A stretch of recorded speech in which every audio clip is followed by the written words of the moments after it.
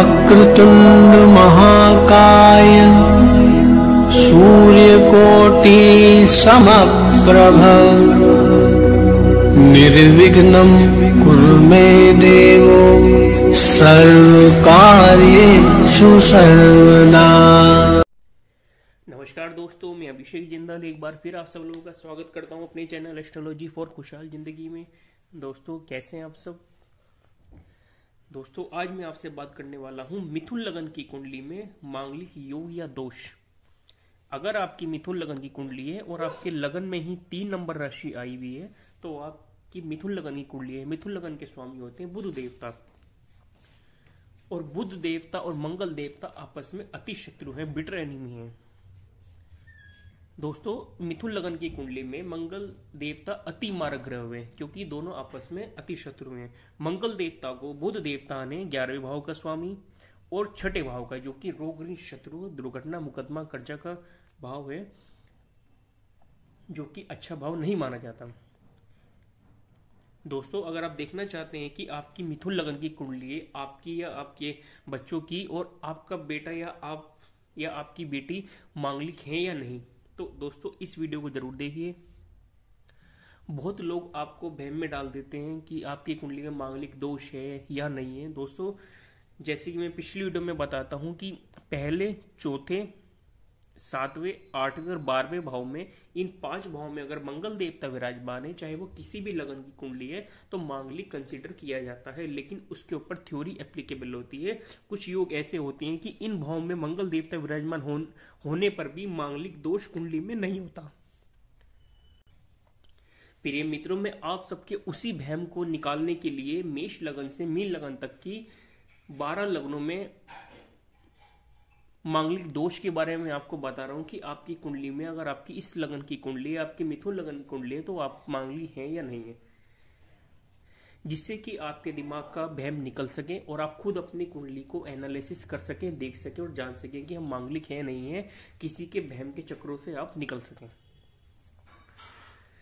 तो दोस्तों बात करते हैं लगन भाव की। सबसे पहले 3 नंबर राशि, जो कि बुध देवता की राशि है, इसमें मंगल देवता आपकी कुंडली में जाकर विराजमान होंगे तो मंगल देवता सारे निगेटिव रिजल्ट देंगे, क्योंकि अति मारक ग्रह है। यहां पर बैठकर मंगल देवता आपके लगन को खराब करेंगे, पर्सनैलिटी को खराब करेंगे, और सप्तम 7वीं दृष्टि से आपके मैरिज हाउस को, लाइफ पार्टनर के साथ आपके संबंधों को खराब करेंगे। मंगल देवता मिथुन लगन की कुंडली में अगर पहले भाव में विराजमान है तो आप मांगलिक हैं, चाहे वो लड़का है चाहे लड़की, मांगलिक कहे जाएंगे। और आपका लाइफ पार्टनर जो होगा वो मांगलिक ही होना चाहिए। दोस्तों मांगलिक की डेफिनेशन ये है, तो मांगलिक होगा या मांगलिक नहीं होगा। अगर मांगलिक है तो उसकी शादी मांगलिक से ही होगी। आंशिक मांगलिक का कहीं भी किसी शास्त्र में कहीं वर्णन नहीं किया गया है कि ये आंशिक मांगलिक कुछ नहीं, या तो मांगलिक है या नहीं है। ठीक है दोस्तों, पहले भाव में पड़ा हुआ मंगल आपको मांगलिक बनाएगा। मिथुन लगन की कुंडली में आप पक्के मांगलिक हैं। बात करते हैं चौथे भाव की। दोस्तों 6 नंबर राशि, ये भी बुध देवता की राशि है। यहाँ भी अति शत्रु हुए मंगल देवता, और मारक वैसे भी मारक हैं। यहाँ से चौथी दृष्टि डालेंगे आपके 7वें भाव पर। मंगल देवता की चौथी, 7वीं और 8वीं 3 दृष्टियां होती हैं।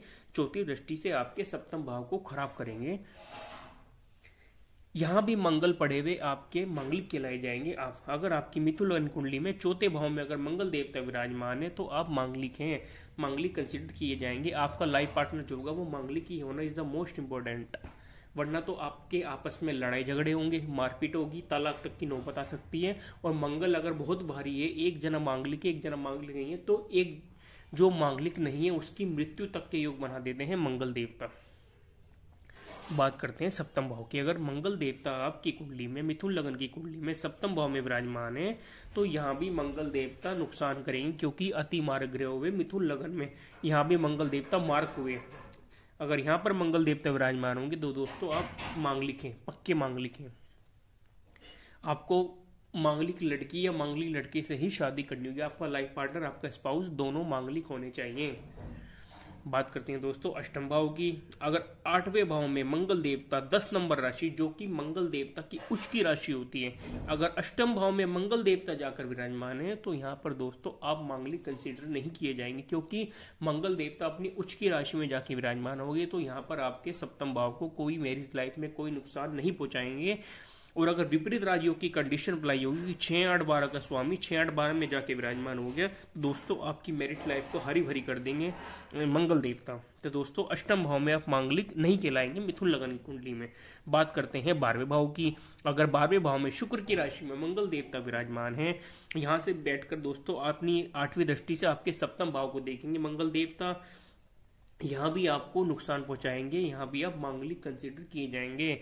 मंगल देवता अगर आपके 12वें भाव में विराजमान है तो आप मांगलिक हैं। हाँ, विपरीत राजयोग की थ्योरी अगर अप्लाई होती है तो कह सकते हैं कि थोड़ा बहुत मंगल का असर कम हो सकता है, लेकिन मांगलिक अब रहेंगे। आपका लाइफ पार्टनर, आपका स्पाउस मांगलिक ही होना चाहिए, क्योंकि अपनी अष्टम दृष्टि से, पूर्ण दृष्टि से आपके अष्टम भाव को 7वीं दृष्टि पड़ रही है, आपके 6ठे भाव पर 8वीं दृष्टि पड़ रही है, आपके सप्तम भाव और मंगल देवता की 4वीं, 7वीं, 8वीं 3 दृष्टि होती है। तो दोस्तों मिथुन लगन की कुंडली में मंगल देवता अगर पहले भाव में विराजमान है, 4थे भाव में विराजमान है, 7वें भाव में विराजमान है और 12वें भाव में विराजमान है, तो आप मांगलिक है, मांगलिक कंसिडर किए जाएंगे। आपका लाइफ पार्टनर, आपका स्पाउस मांगलिक ही होना चाहिए। अगर बिना मांगलिक से शादी करेंगे तो आपके लाइफ में, मैरिज लाइफ में लड़ाई झगड़े, मारपीट, कोर्ट कचहरी, डिवोर्स तक की, मृत्यु तक के योग बना देते हैं मंगल देवता।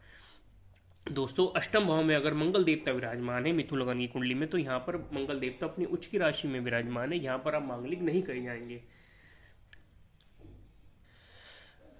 दोस्तों उम्मीद करता हूं कि आप सब लोगों को समझ आ गया होगा कि मिथुन लगन की कुंडली में मांगलिक योग या दोष आपकी कुंडली में है नहीं है। आप अपनी कुंडली ओपन कर लीजिए और अपनी कुंडली में सिर्फ आपको दोस्तों लगन भाव देखना है, क्योंकि लगन भाव से सारी चीजें देखी जाती हैं। लगन भाव के 12 भाव होते हैं, या आपका तन भाव होता है, या आपका धन भाव होता है, या आपके पराक्रम का भाव होता है, या आपके सुखों का माता का भाव होता है, या आपका बुद्धि का संतान का भाव होता है, ये रोग ऋण शत्रु का भाव होता है, या आपका लाइफ पार्टनर मैरिज का, पार्टनरशिप डेली वेजेस का होता है, ये ऑब्स्टेकल का, जन्म का, मृत्यु का भाव होता है, ये आपका भाग्य का पिता का भाव होता है, ये आपके प्रोफेशन का, कामकाज का भाव होता है, ये आपके लाभ का, बड़े भाई बहन का भाव होता है, और ये आपका एक्सपेंसेस का, खर्चों का डिपार्टमेंट जिसे कहते हैं, जेल यात्रा का, हॉस्पिटल्स के खर्चों का डिपार्टमेंट होता है। दोस्तों लगन कुंडली से सारी चीजें कंसीडर की जा सकती हैं। हाँ, बाकी D16 चार्ट होते हैं कुंडली में, जिसके बारे में पहले ही बता चुका हूँ, और आगे एक नई वीडियो में अपलोड करूंगा जिसमें आपको अलग अलग चार्ट के बारे में डिफाइन करूंगा।